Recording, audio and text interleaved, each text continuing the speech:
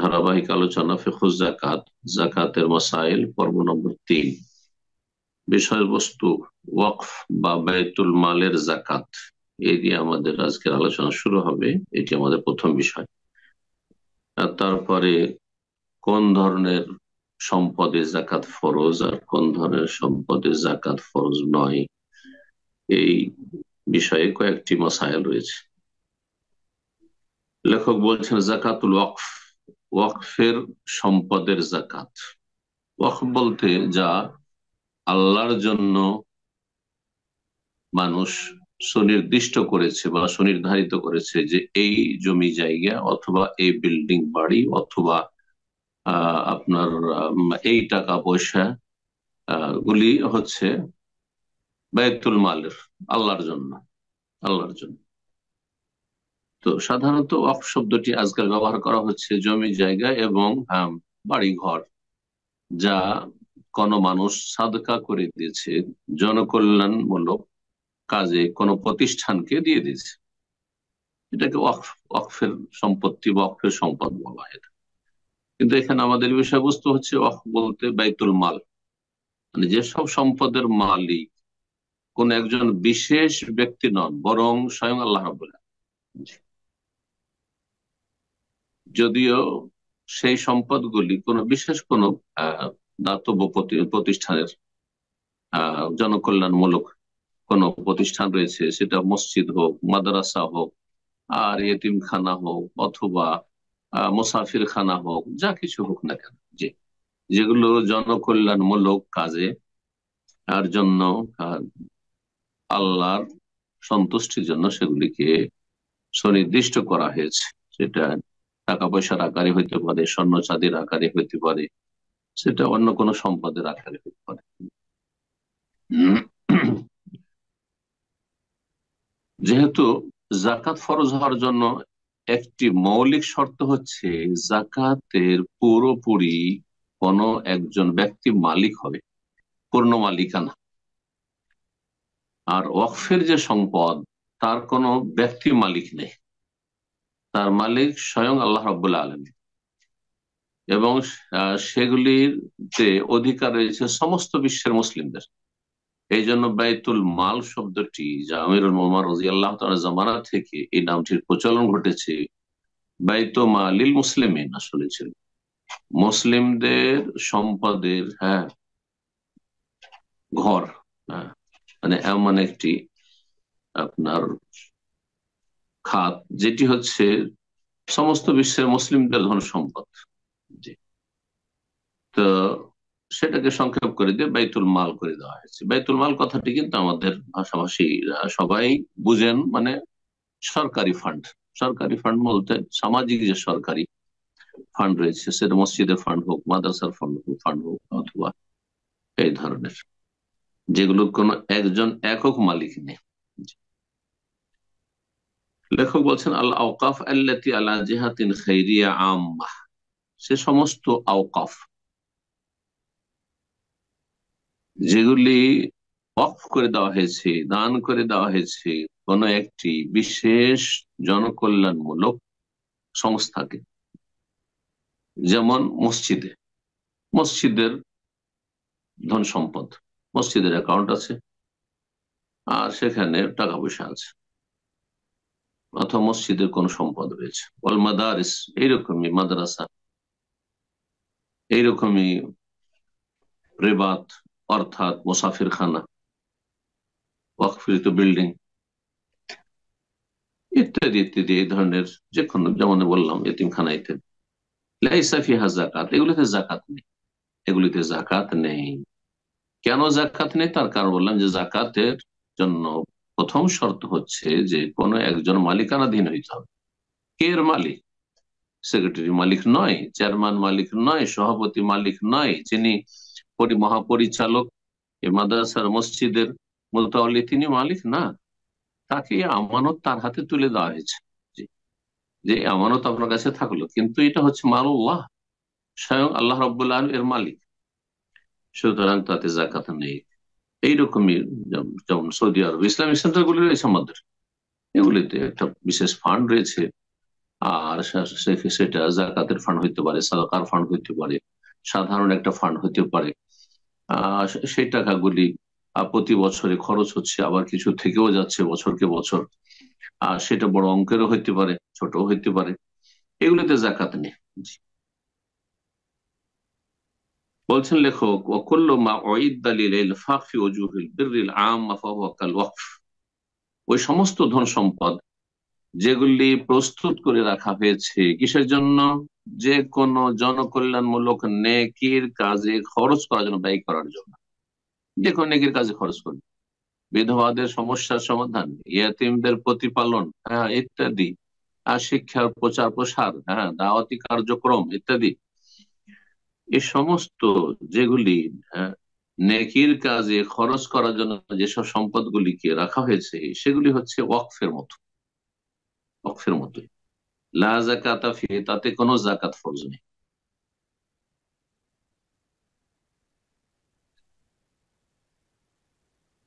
তারপরে একটি মাসলা বলছেন, কোন বিশেষ ব্যক্তিকে যদি কেউ দেয় যে এটা অমুককে দিয়ে দিলাম, এই অ্যামাউন্টটা অমুককে দিয়ে দিলাম, তাহলে ব্যক্তি মালিক হয়ে গেল তখন, কিন্তু তখন জাকাত লাগবে। তাই বলছে তাজিব জাকাত ফিল ওয়াকফি আলা মুআয়্যান। কোন নির্দিষ্ট ব্যক্তির উপরে যদি ওয়াকফ করা হয়, যে অমুক ব্যক্তিকে দিলাম, অমুক শেখকে দিয়ে দিলাম, অমুক আলেমকে দিয়ে দিলাম, অমুক হাজি সাহেবকে দিয়ে দিলাম, অমুক গরিবকে দিয়ে দিলাম, অমুক বিধবাকে এত টাকা দিয়ে দিলাম, তার জন্য এটা দিয়ে দেওয়া হয়, এটা থেকে তিনি উপকৃত হন, তাহলে এতে জাকাত ফরজ, এতে জাকাত ফরজ। যেমন ছেলে মেয়েকে কেউ যদি দেয়, যে আমি এই ছেলেকে দিলাম, এই ছেলেকে দিলাম, এই মেয়েকে দিলাম, এত টাকা দিলাম, তাতে জাকাত ফরজ, কারণ এর মালিক হচ্ছে ব্যক্তি, যাকে দিলেন সে তার মালিক। উম, আচ্ছা, যাদের ঋণ রয়েছে তাদের জাকাতের অবস্থা কি? এই ক্ষেত্রে অনেক মানুষ যার ব্যবসা বাণিজ্য করে, এদিকে অনেক ঋণও করে রেখেছে, আর টাকা পয়সা, অনেক টাকা পয়সা তার কাছে জমা মজুদও আছে, এই সব টাকা পয়সা কিন্তু জাকাত অনেকে দেয় না, এই ভুলগুলি করে। এই মশলাটি ভালো করে শুনে নেন, বুঝে নেন। বলছে আর জাকাত ওয়াজিবাতুন মুতলাকান। বলছে যেই ব্যক্তি ধন সম্পদের মালিক আর বছর পুরা হয়েছে, পূর্ণতার মালিকানা রয়েছে, আর তারপরে 1 বছর পুরা হয়েছে, তাতে জাকাত ফরজ। ওয়ালাউ কানাল মুযাক্কি আলাইহি দাইন।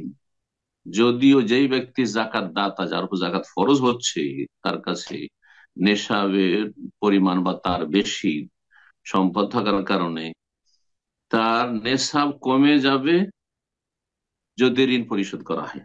আলাইহি দাইনুন, তার কাঁধে এত টাকা ঋণ কর্জা রয়েছে যে যদি ঋণ কর্জা পরিশোধ করা হয় তাহলে নেশাব কমে যাবে। অনেকেই বাহানা করে যে আমার কাছে 5 লাখ টাকা আছে, কিন্তু আমার কাছে তো মানুষ 5 লাখ টাকা পাবে, তো জাকাতে নেই, জিরো। না, এটা চলবে না, জাকাত দিয়ে যেতে হবে, কারণ আপনার কাছে টাকাটা মজুদ রয়েছে। যারা আপনার কাছে পাওনাদার পাবে তাদেরকেও দিলেন না, তাদেরকে টাকা পয়সা যদি দিয়ে দিতেন তাহলে তারা তাদের টাকা পয়সার সাথে জাকাত দিত। একজন ধরেন আপনার কাছে 5 লাখ টাকা পাবে, ওকেও দিচ্ছেন না, আর আপনার কাছে 5 লাখ টাকা পাবে সেই ব্যক্তি, আপনার কাছে 5 লাখ টাকা অলরেডি আছে, এতে জাকাত ফরজ হচ্ছে। আপনি বলছেন আমার উপরে তো 5 লাখ টাকা ঋণ আছে, আপনিও দিলেন না, সেও দিল না, তাহলে কি এমন কোন সম্পদ আছে যেগুলোর পূর্ণ মালিকানা রয়েছে, তারপরে তাতে জাকাত ফরজ নাই? অবশ্যই জাকাত ফরজ আছে। তো বলছেন যে যদিও নেশাব থেকে নিচে চলে আসে, তবুও সেই সম্পদে জাকাত ফরজ। ঋণ পরিশোধ করলে নেশাবের নিচে নেমে যাবে, তারপরে তাতে জাকাত ফরজ।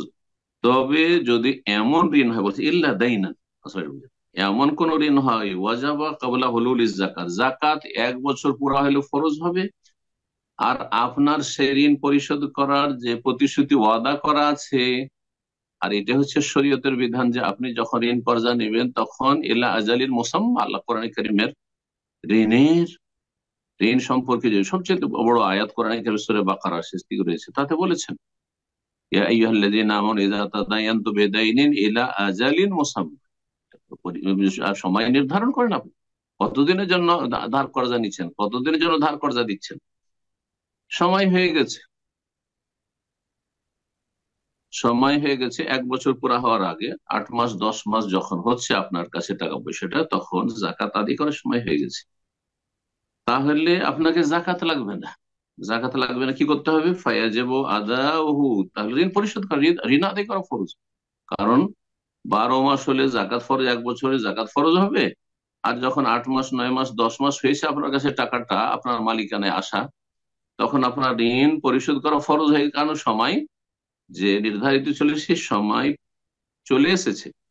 সুতরাং জাকাত দেওয়ার সময় তো এখন আসেনি, আর আপনার ঋণ পরিশোধ করার সময় চলে এসেছে, সুতরাং ঋণ পরিশোধ করা হচ্ছে ফরজ। সময় ওজাকি মা বাকি, তারপরে যে অবশিষ্ট থাকলো সেটা যদি নেশাব পরিমাণ পৌঁছে, তাহলে তখন তাতে জাকাত দিতে হবে। ওয়াবিযালিকা তাবরাউ জিম্মাহ, এইভাবে যদি আমল করেন তাহলে আপনার কাঁধ থেকে ইসলামের ফরজ বিধানের বোঝা নামবে। জি, তাহলে আপনি মুক্ত হইতে পারবেন, না হলে আপনি গুনাহগার হবেন। বহু ব্যবসায়ী আছে তারা এইরকম কাজটা করে। ব্যবসায় লেনদেন চলছে, ও বিভিন্ন কোম্পানি থেকে আমার কাছে একটা যে মাল সামান দিয়ে রেখেছে সেগুলির আমি পেমেন্ট করিনি, সেগুলি তো 10 লাখ টাকা তারা পাবে, আমার কাছে তো 5 লাখ টাকা আছে, 7 লাখ টাকা, তাহলে আমার উপর জাকাতই ফরজ নেই। না, জাকাত ফরজই আছে, জাকাত ফরজ আছে। তারপরে আরেকটি গুরুত্বপূর্ণ মাসালা, তা হচ্ছে যেই সম্পদের জাকাত সেই সম্পদ থেকে জাকাত বের করতে হবে, এটা হচ্ছে সুন্নাত। স্বর্ণ, গোল্ড আপনার কাছে আছে, তাহলে স্বর্ণ থেকে জাকাত বের করতে হবে, এটা সুন্নাত তরিকা। চাঁদি আছে, তাই চাঁদি থেকে জাকাত আদায় করতে হবে। টাকা আছে, টাকা থেকে আদায় করতে হবে। জি। যদি খাদ্যদ্রব্য থেকে খাদ্যদ্রব্য, ওষুধ তাহলে খাদ্যদ্রব্য থেকে। আপনার আছে গম, হ্যাঁ গমের জাকাত, বুট আছে, ইত্যাদি, কলাই আছে, এগুলোর আপনি জাকাত ওষুধ আদায় করবেন না। আপনি যদি মূল্য ধরে নিলেন, টাকা দিয়ে দিলেন, আপনি গম দিলেন না, এমনটা করবেন না। বলছেন তাজিবু জাকাত ফি আইনিল মাল, যে নির্দিষ্ট সম্পদ আপনার কাছে আছে তাতে জাকাত ফরজ। যেই সম্পদটি আপনার কাছে আছে আইনুল মাল, কিমাতুল মাল না, ধন সম্পদের মূল্যতে জাকাত ফরজ নেই, বরং যেই সম্পদ আপনার কাছে আছে তাতে জাকাত ফরজ। আল হাব্বু মিনাল হাব, শস্য খাদ্যদ্রব্য দেবেন আপনি খাদ্যদ্রব্যের জাকাতে ওসরে। অসাতু মিনাল গানাম, আর বকরি ছাগলের পাল রয়েছে সুতরাং সেখানে বকরি ছাগল দেবেন। ওঁট রয়েছে তো ওঁট থেকে ওঁট দেবেন আপনি, গরু থেকে গরু দেবেন। নকুদ মিনার নকুদ, এবং কারেন্সি টাকা পয়সা রয়েছে তো টাকা পয়সাতে টাকা পয়সা দিবেন। মহাকাজ এখান থেকে অন্যদিকে আপনি প্রত্যাবর্তন করবেন না। আপনার ওষুধ ধান তো আমাকে কিনতে হবে, সুতরাং এই ধান রেখে নি, গমটা রেখে নি, আর এই কত কত মন ওষুধ হচ্ছে সেই পরিমাণ টাকা দিয়ে দিই, এটা করবেন না। তবে যদি প্রয়োজন হয়, গরিবদের প্রয়োজন, অথবা তাতে ফায়দা থাকে, তাতে বেশি উপকার পেয়েছে, মাসলাহা ইল্লালি হাজাতুল মাসলাহা, তাহলে না হলে বিনা কাজে আপনার জাকাত। এখানে একটি মাসলা বলে দাও, খুবই জরুরি, কারণ আমাদের দেশে যারা পয়সাওয়ালা মানুষ তারা জাকাত দেয় টাকা পয়সা, কিন্তু টাকা পয়সা দেয় না, কি দেয়? শাড়ি আর লুঙ্গি, শাড়ি আর লুঙ্গি, না, চাইছে না। আর তারপর এমন বাজে শাড়ি, এমন বাজে লুঙ্গি যে সেগুলি ওই গরিবরাও ব্যবহার করবে না। হ্যাঁ, ঘর বাড়ি মোছা হবে। তাহলে কিসের জাকাত দিচ্ছেন আপনি? রিয়াকারি দেখাবার জন্য, যে লুঙ্গি আর শাড়ি হাতে করে নিয়ে যাবে আর গোটা গ্রামের লোক দেখবে যে অমুক মহাজন সাহেব জাকাত দিচ্ছেন? এগুলো বদ নিয়ত আসলে। না, মোটেই জাকাত আদায় হবে না। টাকা পয়সার জাকাতে টাকা পয়সার জাকাত।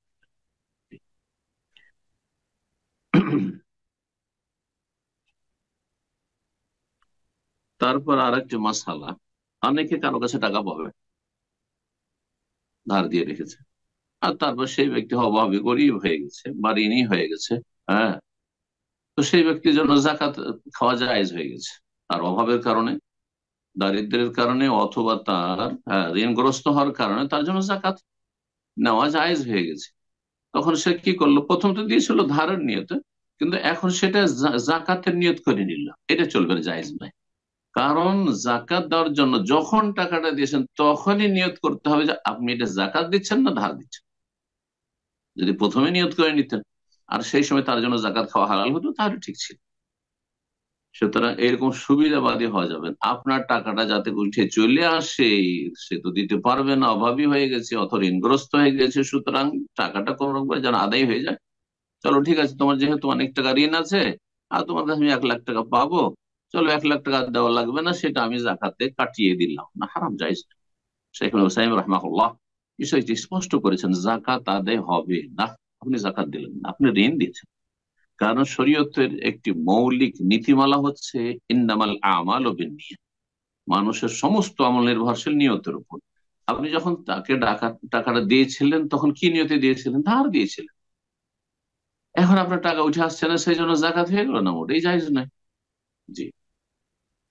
তারপরে জাকাতের ক্ষেত্রে শাইখুল ইসলাম রাহিমাহুল্লাহ আরো বলছেন যে জাকাত কিসের নাম? জাকাত হচ্ছে আখজুন ওয়া আতা, একজন দেবে আর একজন নেবে। দাতা যিনি জাকাত দিচ্ছেন, আর যে গ্রহীতা যিনি গ্রহণ করছেন।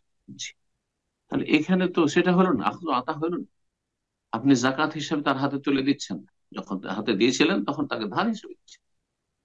সুতরাং নবী সাল্লাল্লাহু আলাইহি ওয়াসাল্লাম হাদিস কি রয়েছে, তুখাযু মিন আমওয়ালিহিম ফাতুরাদ্দু আলা ফুকারাইহিম, যে ইয়ামান দেশে যখন মুআয বিন জাবর রাদিয়াল্লাহু তাআলা আনহুকে গভর্নর করে পাঠালেন, দায়িত্বশীল করে, সেখান থেকে যাকাত আদায় করতে হবে, বলে তুখাযু মিন আগনিয়াহিম, তাদের সেখানকার মুসলিম সমাজের যারা বিত্তবান সচ্ছল তাদের কাছ থেকে জাকাত নেওয়া হবে, তাহলে জাকাত গ্রহণ করতে।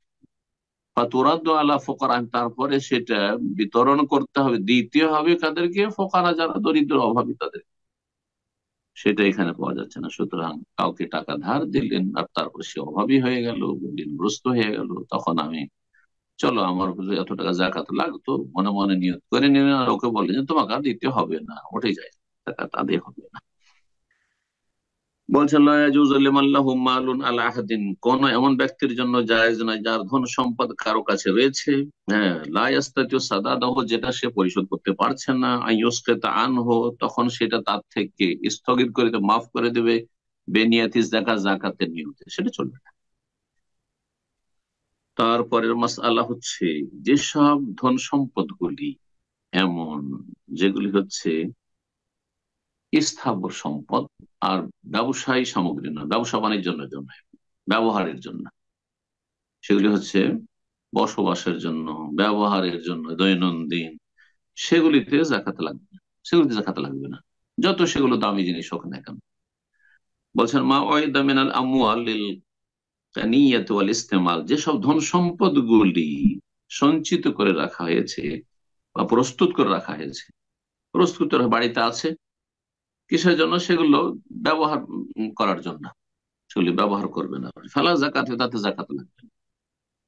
কাদ্দুরি সাকানি, যেমন আবাসিক বাড়ি, বসবাসের জন্য আপনি কয়েকটা বাড়ি করে রেখেছেন, একটা গ্রামে, একটা শহরে, বিভিন্ন শহরে বাড়ি আছে পয়সাওয়ালাদের, বসবাসের জন্য, সেগুলো আপনার ব্যবসার জন্য নয়, যে দাম বাড়লে বিক্রি করবে এরকম কিছু নয়, তাহলে তাতে জাকাত না। এরকম ফ্ল্যাট, বাড়ি হোক বা ফ্ল্যাট হোক, এইরকমই যত ব্যবহৃত কাপড় চোপড় রয়েছে, পোশাক পরিচ্ছদ, দামি দামি পোশাক রয়েছে আপনার কাছে, হয়তো সেটা নেশাবে পৌঁছে যাচ্ছে, কিন্তু তাতে জাকাত লাগবে না।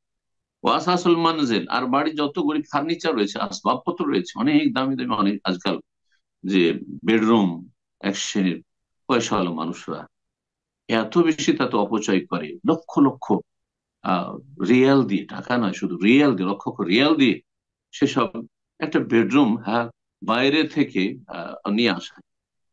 তো এগুলো ব্যবহারের জন্য, তার সে অপচয় করেছে, অপব্যয় করেছে, সে শয়তান ভাই, সেটা ভিন্ন বিষয়, কিন্তু এগুলোতে জাকাত লাগবে না। এইরকমই যেসব বাহন, যার বাড়িতে প্রয়োজনের জন্য ছোট বড় কয়েকটা গাড়ি রয়েছে, হ্যাঁ, একটা পুরো ফ্যামিলি কার রয়েছে যাতে সবাই বসবে, একটা বড় রয়েছে, একটা ছোট রয়েছে, একটা মাঝারি রয়েছে, 4টা 5টা বাড়িতে কার রয়েছে, সবগুলি ব্যবহারের জন্য, তাতে জাকাতের মধ্যমা এইরকমই, হ্যাঁ, বাহন, দুধ পান করার জন্য গাভী রয়েছে, এগুলোতে জাকাত লাগবে না, জি, ইত্যাদি ইত্যাদি। দলিল বুখারী মুসলিমের হাদিস, আবু হুরায়রা রাদিয়াল্লাহু তাআলা আনহু বর্ণিত, তিনি বলেন রাসূলুল্লাহ সাল্লাল্লাহু আলাইহি ওয়াসাল্লাম বলেছেন, লাইসা আলাল মুসলিমি ফি আবদিহি ওয়ালা ফারাসিহি সাদাকা, কোন মুসলিমের ওপর তার দাস দাসীতে, কারণ দাস দাসী কিসের জন্য রাখা হয়েছে? মানুষ আহ, তাদের দ্বারা লাভবান হওয়ার জন্য, উপকৃত হওয়ার জন্য বাড়ির সেবা যত্ন করবে, খেদমত করবে। আর সেটা হচ্ছে পণ্যের মতো। তাহলে বাড়িতে এমন কিছু যেসবগুলি ব্যবহার হচ্ছে আর মানুষ তা দ্বারা উপকৃত হচ্ছে, সেগুলিতে জাকাত নেই। এই দাস দাসী শব্দটি থেকে, আব্দ শব্দ থেকে ইস্তেমাল করা হয়েছে। ওয়ালা ফারাসি, এইরকমই ঘোড়ায়। এই জন্য ঘোড়া রয়েছে, ঘোড়ার যুগ ছিল তখন ঘোড়ার পিঠে মানুষ চাপতো, সেটি ছিল বাহন, সুতরাং তাতে জাকাত নেই। এইরকম ওট বাড়িতে, সেটা বাহনের জন্য রাখা হয়েছে। হ্যাঁ, উটের পাল নেই আর চারণ হইতে সেগুলি চারণ, বরং উট রেখেছে, দুটো তিনটে উট রেখেছে উটের পিঠে চাপার জন্য, বাহন উটের যুগে। এখনকার যুগে কার, এইরকমই আপনার বাইক, মোটরসাইকেল ইত্যাদি ইত্যাদি, এগুলোতে জাকাত নেই। জি। মুত্তাফাকুন, বুখারী মুসলিমের হাদিস। তারপরে মাসলা বলছেন, কোন ব্যক্তির কাছে যদি এতটা টাকা পয়সা থাকে, বিভিন্ন দেশে টাকা পয়সা থাকে, কিছু রিয়াল আছে, কিছু ডলার আছে, পাউন্ড আছে, বাংলাদেশি টাকা আছে, আর বিভিন্ন দেশে ইন্ডিয়ান টাকা আছে, বিভিন্ন দেশের টাকা পয়সা তার কাছে আছে, সবগুলো মিলিয়ে তাবলুগুন নেসাব, নেসাবে পৌঁছে যাচ্ছে। ওয়াহাল আয় হল, বছর পুরা হয়ে গেল, তাহলে ব্যক্তি মালিকানা রয়েছে, পূর্ণ মালিকানা রয়েছে, নেশাবে পৌঁছে গেল, বছর পুরা হয়ে গেল, তাহলে তাতে জাকাত ফরজ। আর সে মুসলিম, এগুলি হচ্ছে জাকাত ফরজের শর্ত, এর আগে আলোচনা করা হয়। তাহলে জাকাত ফরজ হয়ে গেল। সেই টাকা পয়সা গুলি যেমনই হোক না কেন, সেটা বাড়ির খরচ, গোটা বছর খরচ খরচার জন্য সেটাকে রেখেছে, অথবা আগামীতে আমি বিয়ের জন্য প্রস্তুতি নিচ্ছি, বিয়ের জন্য 5 লাখ টাকা 10 লাখ টাকা ব্যাংকে জমা রেখেছে, বিয়ে করব সেই জন্য, বা মেয়ের বিয়ে দেবো সেই জন্য, ছেলের বিয়ে দেবো সেই জন্য, আউসেরা আকার, অথবা একটা জমি জায়গা কিনবো একটা শহরে, রোড সাইডে কোনো জায়গা কিনবো সেই জন্য টাকাটা জমা রেখেছি, আউলে কাজা দেন, অথবা আমার উপর ঋণ আছে, ঋণ পরিশোধ করার জন্য এই টাকাটা রেখেছি, বছর পুরা হয়েছে, জাকাত দিচ্ছে না, জাকাত ফরজ, ইত্যাদি ইত্যাদি। এক কথায় যে কোনো টাকা পয়সা যদি সেটা আপনার কাছে মজুদ থাকে, সেটা আপনি বাৎসরিক খরচ খরচার জন্য, বিবাহ শাদী করার জন্য। একজন ব্যক্তি প্রশ্নকারী কিছুদিন আগে, বছর হয়ে যাচ্ছে, এত বিরক্ত করেছে এই যুবক ছেলে, আল্লাহ হিদায়াত করে। সে বলছে, আমি খুব গরিব মানুষ, আর কোন রকম করে 5 লাখ টাকা আমি জমা রেখেছি, সেটা কিসের জন্য, আমি বিয়ে করার জন্য, এখন আমি বিয়ে করতে পারছি না। তো আমার কয়েক বছর পার হয়ে, 2-3 বছর পার হয়ে চলে গেছে, আমাকে কি জাকাত দিতে হবে? আমি বললাম, জাকাত দিতে হবে। কেন মানবে সে? এই মাসলার উপর সে অসন্তুষ্ট, আল্লাহ হিদায়াত করুন। অথচ বলছে সে প্র্যাকটিসিং মুসলিম হয়েছে। মূর্খ এরা। না, দিন আপনাকে বুঝতে হবে। আমি তাকে বললাম যে তুমি যদি জাকাত না দিতে চাও, যে জাকাত দিয়ে দিয়ে কমে যাচ্ছে প্রতি বছর, 2,500 5 লাখ টাকা আছে, কমে যাচ্ছে তোমার, তো তুমি 1 বছর পুরো হওয়ার আগে তাড়াতাড়ি বিয়ে করে ফেলো, আর মোহর নগদ দিয়ে ফেলো, তাহলে তোমার নেশাব যখন থাকবে না তখন আর জাকাত ফরজ হবে না। তাও না, না এখন আমি বিয়ের প্রস্তুতি নিতে পারছি না, অথবা বিয়ে করতে পারছি না বা পাচ্ছি না, না এটা চলবে না। আপনি পাচ্ছেন না, তলাশ করতে আছেন, বছর পুরো হয়ে গেলে জাকাত দেবেন, আল্লাহ ওতে বরকত দিবেন, জাকাত ফরজ। আমার বাড়ি নেই, ঘর নেই, বাড়ি করার জন্য আমি আসলে 10-20 লাখ টাকা জমা রেখেছি, আমি যদি জাকাত দিয়ে দিয়ে কমে যাবে তো কেমন হবে? হ্যাঁ, দিতে হবে। তাড়াতাড়ি বাড়ি করেন, আর না হলে আপনি জাকাত দেন। জি। বছর পুরো হয়েছে, প্রতি বছর জাকাত দিয়ে যেতে হবে। এমনকি এতিমের ধন সম্পদ, বাবার পরিত্যক্ত ধন সম্পদ এতিম পেয়েছে, 10-20 লাখ টাকা পেয়েছে, প্রতি বছর জাকাত দিতে দিতে কমে যাচ্ছে, কোনো অসুবিধা নেই, আল্লাহ বরকত দিবেন, জাকাত দিয়ে যেতে হবে। আর সেটা ব্যক্তি মালিকানাধীন রয়েছে। জি। তার এতিমের যে দেখাশোনা করি, যে কফিল হবে, দায়িত্বশীল হবে, তারও ফরজ, তার আপনজন যে প্রতিপালনের দায়িত্ব নিয়েছেন, সেই এতিমের ধন সম্পদে প্রতি বছর জাকাত দিতে থাকবে, জাকাত দিতে থাকবে বলে লিখে রাখবে যে এত টাকা করে প্রতি বছর আমি জাকাত দিয়েছি তোমার পক্ষে। জি।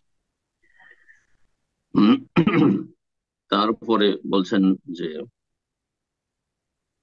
কোন ব্যক্তির উপর জাকাত ফরজ হয়ে গেছে, 1 বছর পুরা হয়ে গেছে, জাকাত ফরজ হয়ে গেছে, কিন্তু জাকাত দিব দিচ্ছি করে বিলম্ব করেছে, অথবা জাকাত ফরজ হয়েছে সে সময় হঠাৎ করে মারা গেল, তাহলে কি জাকাত ফরজ থাকবে না? না, জাকাত সম্পদের ফরজ, ব্যক্তির ওপর জাকাত ফরজ নাই, মানে মাথা প্রতি জাকাত নাই। মাথা প্রতি যেটা ফরজ সেটার নাম হচ্ছে জাকাতুল ফিতর, ফিতরা, সাদাকাতুল ফিতর বা জাকাতুল। কিন্তু এটি যেহেতু সম্পদের উপর ফরজ, কোন ব্যক্তি মারা গেলে, বছর পুরা হয়েছে জানছেন, তাহলে যারা উত্তরাধিকারী আছেন বা পরিবারের সদস্যরা আছেন, আগে জাকাত আদায় করে দেবেন, আর তারপরে পরিত্যক্ত ধন সম্পদে দেখবেন যে কোনো ওসিয়ত আছে নাকি, ওসিয়ত থাকলে ওসিয়তে বাস্তবায়ন করবেন, ঋণ থাকলে ঋণ পরিশোধ করবেন, আর তারপরে আপনারা সম্পদ মিরাজ ভাগ বন্টন করবেন। বলছে ইজা মাতা মান আলাইহি যাকাত, কারো যদি জাকাত ফরজ হয়ে থাকে আর সে মারা যায়, ওয়ালাম ইউখরিজাহা, কিন্তু সে জাকাত এখনো আদায় করেনি, আখরাজাহাল ওয়ারিসু, যারা ওয়ারিস হবে, পরিবার সদস্য, তারা জাকাত আদায় করে দেয় মিনাত তারিখ, পরিত্যক্ত ধন সম্পদ থেকে, কাবলাল ওসিয়াতে, ওসিয়তের বাস্তবায়নের আগে, ওয়া কিসমাতের তারিকা, আর পরিত্যক্ত ধন সম্পদ আহ ভাগ বন্টন করার আগেই। তারপর সর্বশেষ মাসআলা আজকের, কোন ব্যক্তির কাছে নেশাব পরিমাণ টাকা ছিল, কিন্তু 1 বছর পুরা হয়নি, 10 মাস পর্যন্ত ছিল, আর তারপরে হঠাৎ করে টাকা পয়সা যে যে কোনো কারণে হোক না কেন কমে গেল, তার কাছে খরচ খরচা হয়ে গেল, প্রয়োজনীয় চিকিৎসা ছিল, অথবা যাই কিছু হলো, চুরি হয়ে গেল ইত্যাদি, তার নেশাবের নিচে চলে আসলো, যে নেশাব রয়েছে সে নেশাব, নেশাবের নেশাব পরিমাণের নিচে নেমে গেল, অথবা যে সম্পদ ছিল 7.5 ভরি 10 ভরি স্বর্ণ ছিল, অথবা চাঁদি ছিল নেশাব পরিমাণ, তারপরে বছর পুরা হওয়ার আগে তাকে সে বিক্রি করে দিল, সে বিক্রি করে দিল, কিন্তু তার কোনো অসৎ নিয়ত নেই, জাকাত থেকে পালায়নের উদ্দেশ্য ছিল না, জাকাত যাতে ফরজ না হয়, জাকাত না দিতে হয়, সেই জন্য আমি এটাকে কমিয়ে দিলাম, অথবা আমি এটা বিক্রি করে দিলাম, এমনটা যেন না।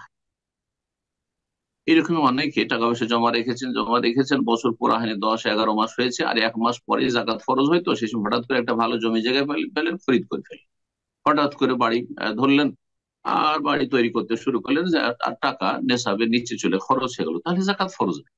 জাকাত ফরজ নেই যদি নেশাবের নিচে নেমে যায় বছর পুরা হওয়ার আগে। কিন্তু সেখানে যেন নিয়ত খারাপ না থাকে। বলছেন এদা নাকাসা নেশাব ফি বাদিল হক, বছরের কোন এক অংশে গিয়ে নেশাব থেকে যদি কমতি হয়ে যায়, অথবা যেই সম্পদ ছিল সেটাকে বিক্রি করে দিলেন, লা ফেরারা মিনা জাকাত, জাকাত থেকে পালায়নের উদ্দেশ্য ছিল না কোনো খারাপ, ইনতাতাল হাওল, তাহলে বছর শেষ হয়ে গেছে, হ্যাঁ, বছরের সাথে যে সম্পর্কটা ছিল সেটা বিচ্ছিন্ন হয়ে গেছে। সুতরাং আবার যখন নেশাব পরিমাণ পৌঁছবে তখন থেকে আবার মাস গণা শুরু করবেন, আর তারপরে জাকাত দিবেন। এখানে আজকের আলোচনা শেষ করছি। জাযাকুমুল্লাহু খাইরান, ওয়া সাল্লাল্লাহু ওয়া সাল্লাম আলা নবিয়িনা মুহাম্মদ ওয়া আলা আলিহি ওয়া সাহবিহি।